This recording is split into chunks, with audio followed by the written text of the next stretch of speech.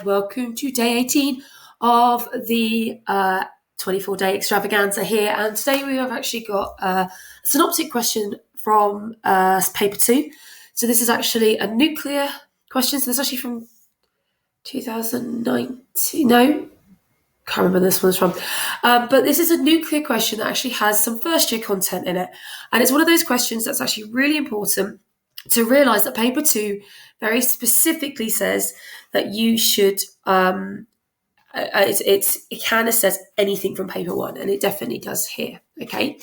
So what we've got here is a question of calculate the binding energy in mega electron volts of a nucleus of cobalt 5927.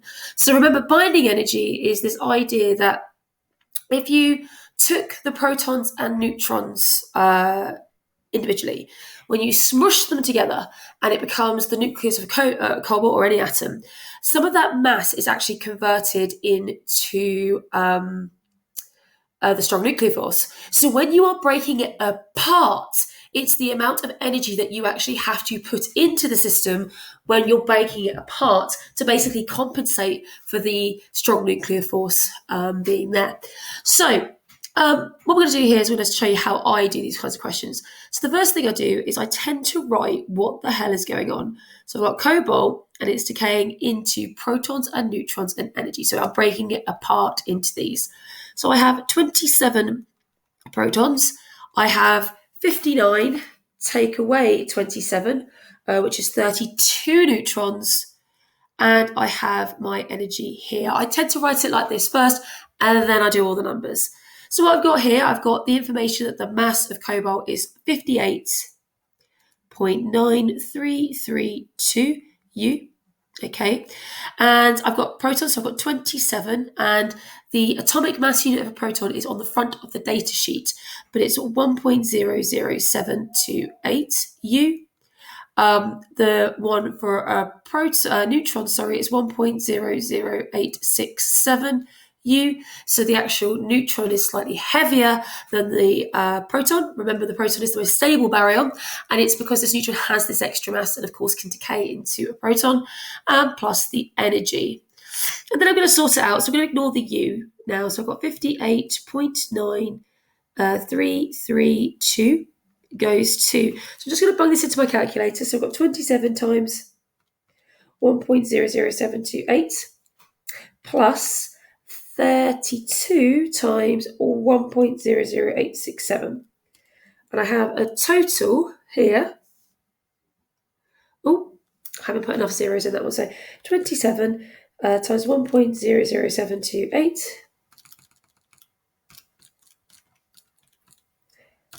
plus 32 times 1.00867. Yeah, that's enough this time. And I get a total of 59.474. Okay, so I've got 59.474 plus my energy. Now, as you can see, the energy, of course, will be negative. And in most cases, of course, when energy is negative, you're going to have to put that energy in to break it apart. So my energy in atomic mass units is going to be 58.9332 minus that, which is 0.5408. U, and of course it's going to be minus. Now this is important. Do not round at all in nuclear questions, okay, until the very end. Now on your data sheet, it does say under atomic mass unit, they say 1 U is 931.3 mega electron volts. Now for some reason, some data sheets say 931.5 MeV. I think it's a bit strange. Some of them do. I've got 2 data sheet printouts, so one says 0.3 and 1.5. Just be aware that use the one on the data sheet. I'm going to use 0.3. So I know that 1 U is this, so I've got 0.54.08 U, so I'm going to just times it by that. And I end up with a grand total of 503.647 mega electron volts. So that goes there. Oh, I've just noticed the MEV is already there, 0.647. And so looking at the sort of answers for this on the thing here, as you can see here, they've got 0.8, It allows for rounding, of course.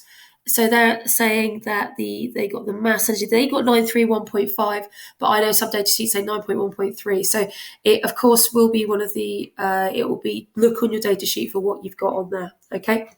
This might be an older question. It uses 9.931.5. So yeah, as you can see here, you get 1 mark just for showing the mass defect, 1 mark for the actual mass defect value itself, and 1 mark just for converting it. So a nice 3 mark question there. So 1 mark for doing the maths, 1 mark for getting the answer, and 1 mark for the conversion. So this is where we're going to start getting into some first year stuff, actually. So a nucleus of iron, 59, decays into a stable nucleus of cobalt. It decays by beta emission, followed by an emission of gamma radiation as the cobalt 59 nucleus de-excites into the ground state. The total energy released by the iron 59 nucleus decays is 2.52 times 10 to the minus 13 joules. The iron decayed into one of 3 excited states of cobalt. So what happens is after the iron has decayed. Now, I had students question this. This is an isotope of iron. It actually isn't iron as you expect. It's an isotope. So it's not going to be right on the top of the binding energy graph. Okay, it is an isotope of iron, so be very aware of that. I had students go, surely that would cause all sorts of problems. Yes, it would if it's the iron isotope that we are talking about at the top. Okay, so here it is decaying into one of these states. Okay, so it is getting to this point here where it's going to be decaying. It says calculate the maximal possible kinetic energy in MeV of the beta particle that could be emitted. Okay, so it's going this and it will relax into a state. So what's coming in? The particle originally released, the total energy released is 2.52 times 10 to the minus 13. Okay, and then some of it is released into kinetic, and the rest of it is to put it into an excited state. Now, it's asking for the maximum amount possible of kinetic energy. Well, basically, it's going to be the biggest amount of difference because here, this is a much lower amount of energy to put it into that state, okay? Which means that the rest of the energy left over can be for kinetic energy. Okay, so what's actually happened, it's the calculate the maximum, that is the biggest difference between here. So I've got 2.52 times 10 to the minus 13, take away 1.76 times 10 to the minus 13. Okay, so 2.52 minus 1.76.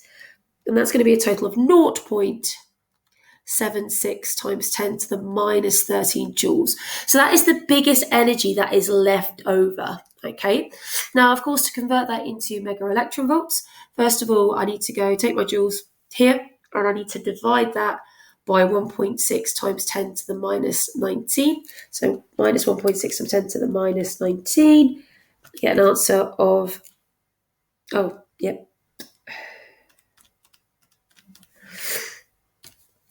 get an answer of 475,000 electron volts.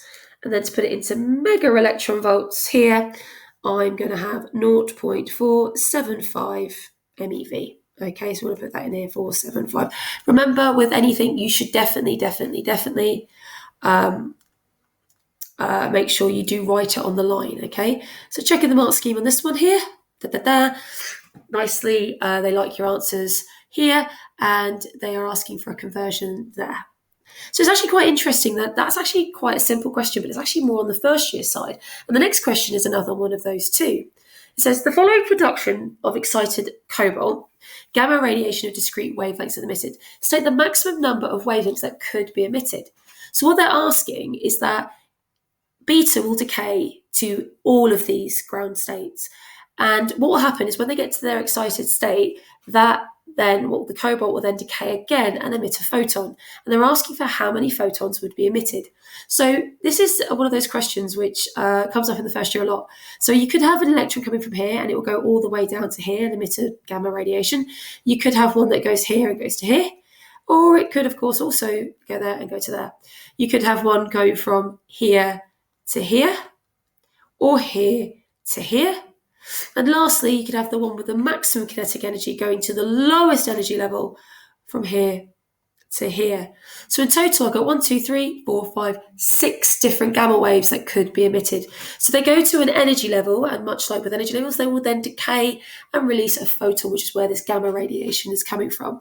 So there are 6 discrete values, okay? Now, this is definitely a first year question. Calculate the longest wavelength of the emitted radiation. So we're talking about something with energy levels. So that's going to be E equals hc over lambda, okay? So the longest wavelength, okay, so lambda equals hc over energy is going to be the smallest energy gap, okay? You want a really big wavelength, so you want a small wavelength. I've put E twice, it's just definitely should be C. Okay, so you want the smallest energy gap. So looking on here at the smallest jump in energy, this one is to, so 2.29 minus 2.06 is 0. So this has got a change in energy of 0.23 times 10 to the minus 13. This one is 2.06 minus 1.76. Yeah, that's 0.3. So this one here is 0.3 times 10 to the minus 13. So this one here is the smallest energy level, okay? So for the biggest lambda, you want the smallest E, which is going from 2.29 to 2.06 times 10 to the minus 13. Which equals 0.23 times 10 to the minus 13 joules. Okay, now I can put it into the formula. So I've got lambda equals 6.63 times 10 to the minus 34, so Planck's constant, times 3 times 10 to the 8, all over 0.23 times 10 to the minus 13. So 6.63 times 10 to the minus 34 times by 3 times 10 to the 8. Oops.